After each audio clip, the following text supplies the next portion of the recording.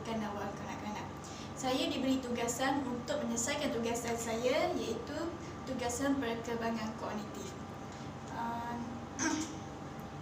Okey, objektif tugasan ini adalah untuk mendedahkan tentang teori kognitif yang boleh diaplikasikan teori-teori tersebut kepada peristiwa yang berlaku dalam kehidupan.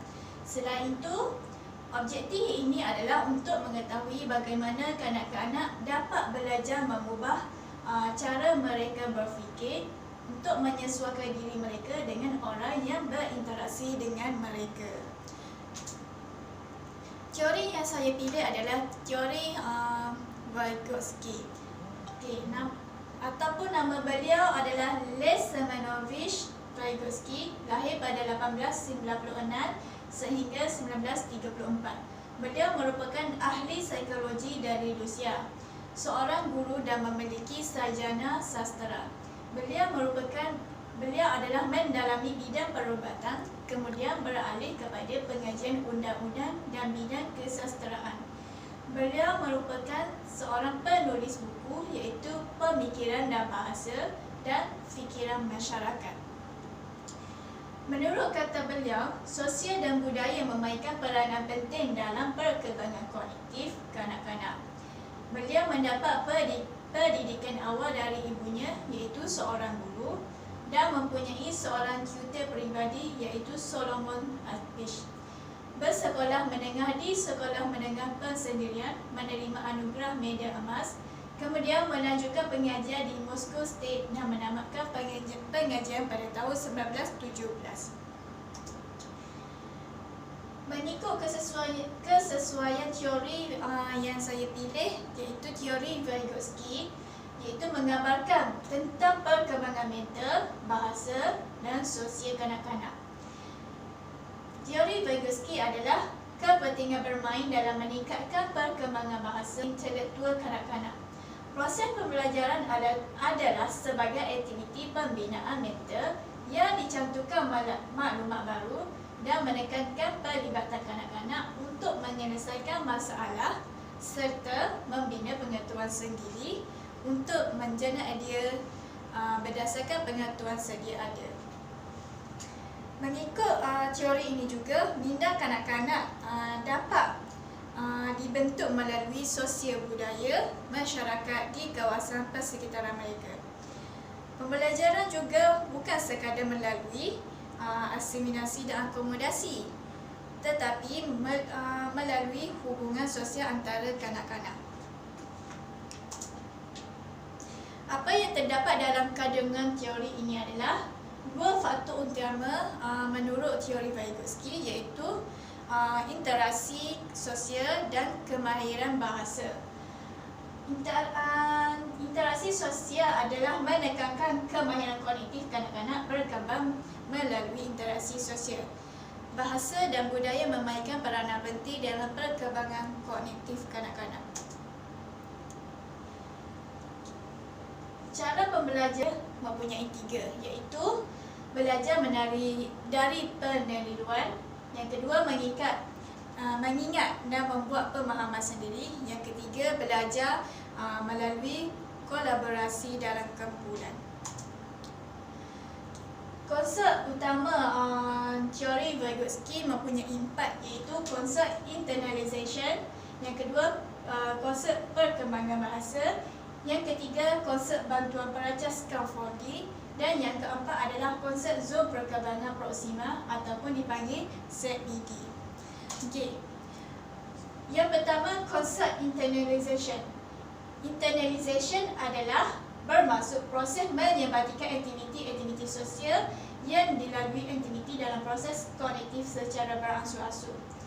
Internalization adalah penggunaan bercakap sendiri seperti yang digunakan oleh kanak-kanak pada peringkat asas sebelum beralih kepada mengaplikasikan kaedah bicara hati untuk menyelesaikan masalah atau konflik yang timbul. Konsep ini juga bercakap sendiri. Kebiasaannya untuk bercakap pada dirinya sendiri, sama ada secara perlahan atau kuat. Bicara hati pula adalah bercakap dengan diri sendiri melalui hati, menjadi kebiasaan buat kanak-kanak. perkembangan ini adalah perkembangan bahasa dan psikologi. Yang kedua adalah konsep perkembangan bahasa. Perkembangan bahasa ini menitik beratkan peranan bahasa dalam proses ilmu dan pengetahuan. Menitik beratkan peranan bahasa dalam perolehan ilmu pengetahuan. Yang kedua adalah bahasa berkembang melalui interaksi sosial dengan orang lain. Dan yang ketiga, bahasa bukan sahaja untuk komunikasi sosial, malah ia juga dapat membantu menyelesaikan masalah ataupun tugas mereka. Yang ketiga adalah konsep bantuan perancang ataupun dipanggil scaffolding. Scaffolding adalah perbualan dan interaksi merupakan alat penting ketika proses scaffolding. Contohnya, melalui bimbingan persoal jawab, memotivasikan murid, memberi penjelasan dan tunjuk ajar kepada mereka. Yang kedua adalah apabila seseorang mempelajari kemahiran baru, guru atau rakan sebaya akan memberi bimbingan sepenuhnya kepada mereka. Yang ketiga adalah konsep perkembangan zon perkembangan Proxima, iaitu dipanggil ZPD. ZPD menerangkan bagaimana kemahiran-kemahiran yang suka dilakukan oleh kanak-kanak boleh dijayakan dengan bantuan atau bimbingan daripada orang dewasa. Contohnya orang dewasa, guru dan rakan sebaya mereka. ZPD ini dua tahap perkembangan kognitif yang dibahagi hak bawah dan hak atas. Hak bawah adalah tahap perkembangan sebenar. Contohnya, kanak-kanak mampu menyelesaikan masalah tanpa bantuan. Yang kedua adalah hak atas, iaitu tahap perkembangan posisi. Contohnya, kanak-kanak memerlukan bantuan untuk menyelesaikan masalah mereka. Apa yang saya dapat adalah implikasi teori terhadap pengajaran dan pembelajaran, iaitu yang pertama adalah membuat penilaian untuk menentukan ZPD pada setiap murid. Iaitu contohnya, guru memberi latihan yang berbeza untuk menentukan tahap kebolehan kanak-kanak. Contohnya, menggunakan pelbagai arah soalan seperti soalan senang, sederhana dan susah. Untuk melihatkan keupayaan murid. Seterusnya, menentukan tahap bimbingan dan kebolehan kanak-kanak itu sendiri. Yang kedua adalah galakkan bercakap sendiri. Bagaimana menggalakkan bercakap sendiri? Menggalakkan murid untuk bercakap sendiri semasa menyelesaikan sesuatu masalah.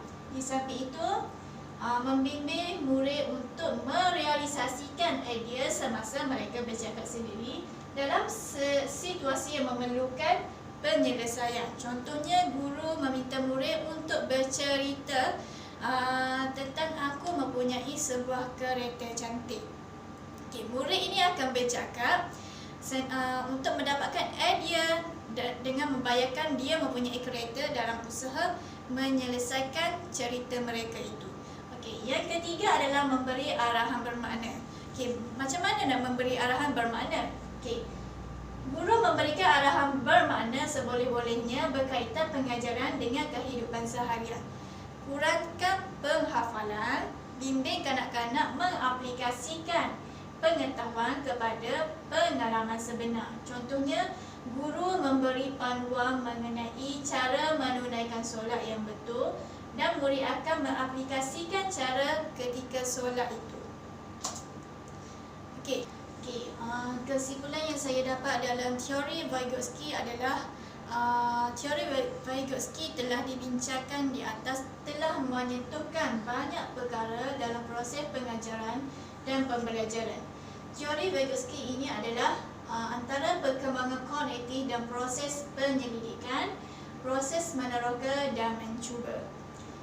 Perubahan tingkah laku positif akan dicapai setelah berlakunya proses pengajaran dan pembelajaran yang memberi impak kepada pengukuhan dan pengetahuan dalam memori. Itu sahaja pembentangan saya pada hari ini berkaitan dengan perkembangan kognitif teori Vygotsky.